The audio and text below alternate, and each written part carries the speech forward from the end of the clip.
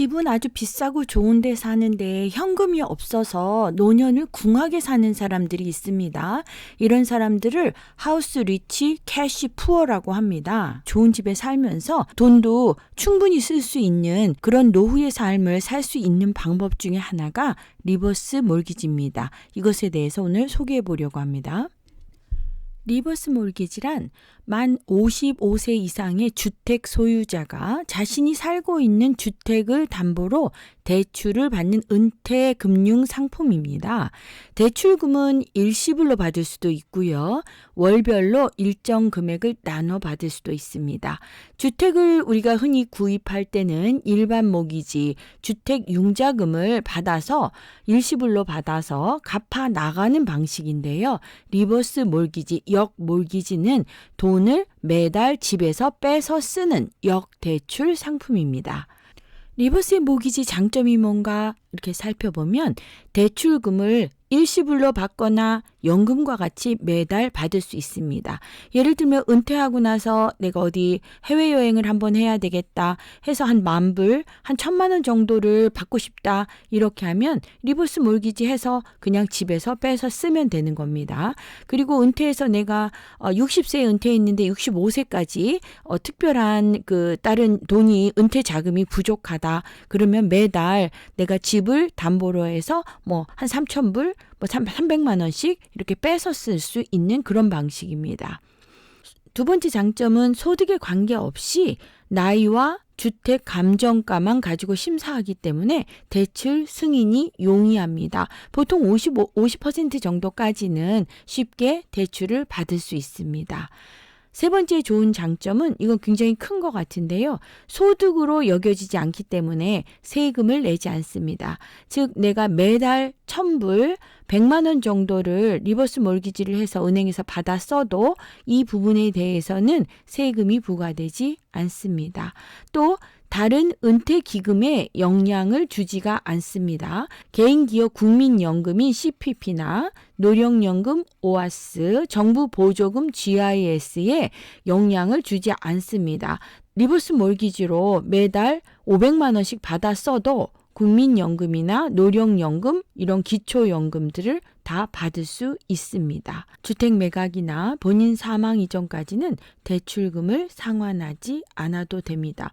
죽고 나면 그 다음에 자손들이나 남아서 알아서 하는 거죠, 은행이. 듣고 보면 좋은 점만 있는 것 같은데 단점도 있습니다. 즉 이자율이 다른 융자 상품보다 소폭 높은 점이 있습니다. 다른 더 좋은 금융 상품이 있는지 그걸 고려해 봐야 합니다. 전문가의 상담을 받아서 리버스 몰기지가 나에게 가장 좋은 은퇴 금융 상품인지 상담을 받는 게 좋겠습니다. 그 다음에 단점이라고 한다면 자손들에게 물려줄 주택 자산이 줄어든다는 것이죠. 그거를 내가 주택을 담보로 해서 계속 돈을 빼서 쓰는 거니까요.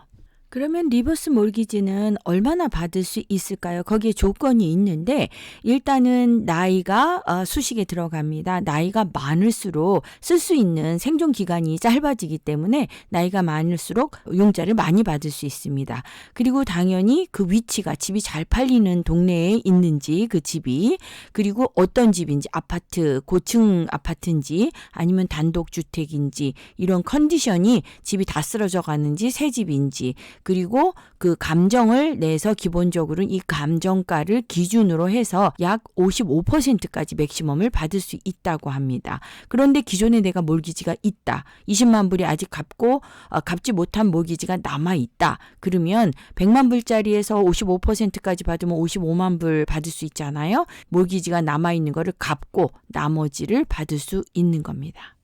리버스 몰기지를 하는 대신에 이자가 조금 높다고 했잖아요. 그리고 나는 이 집을 지키고 싶다.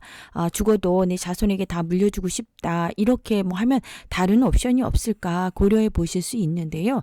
예를 들면 내가 큰 집에 살아서 더 이상 은퇴하고 조금 작은 집으로 옮겨가고 그 남은 자산을 그 은퇴 자금으로 쓴다거나 널싱홈이나 이런 데로 들어가는 다른 옵션에 보고 이 자금을 활용하는 방법도 있습니다. 또는 이 집을 담보로 해서 그냥 리버스 몰기지를 말고 그 홈라인 크레딧 마이너스 통장 같은 거죠. 그래서 그 돈을 일정 금액을 받아놓고 내가 필요한 만큼을 받아 쓰는 그런 라인 오브 크레딧 마이너스 통장을 만드는 그런 방법도 고려해 볼 수가 있습니다. 그러면 이 리버스 몰기지는 어디서 어떤 금융기관이나 어떤 과정을 통해서 받을 수 있냐 하면요. 연방정부에서 규제하는 홈 에퀴티 뱅크나 에퀴터블 뱅크에서 할 수 있고요. 또 주정부가 규제하는 금융기관에서도 할 수 있고 모기지 브로커를 통해서 할 수도 있습니다. 여러 가지 옵션이나 조건을 비교해보고 하는 것이 좋겠습니다. 제 친구가 사는 옆집에 놀스벤에 80이 넘으신 캐네디언 할머니가 있었는데요. 1밀리언 10억도 넘는 집에서 혼자 사셨는데 찾아오는 사람도 별로 없는 거 보니까 자식도 있나? 이렇게 싶었고요. 운전도 못하니까 어디 가려면 택시를 타고 가야 되는데 돈이 아까워서 그 좋아하는 스파도 잘 못 다니고 늘 쓸쓸하게 혼자서 집에 있었다고 안타까워했습니다. 결국 그 할머니 그렇게 살다가 돌아가셨다는데요. 집은 어떻게 되었는지 글쎄요. 일단 정부로 귀속돼서 상속 절차에 들어갔겠지요. 이게 바람직한 삶이었을까? 그 할머니 왜 리버스 몰기지 안 했을까? 이런 생각이 들더라고요.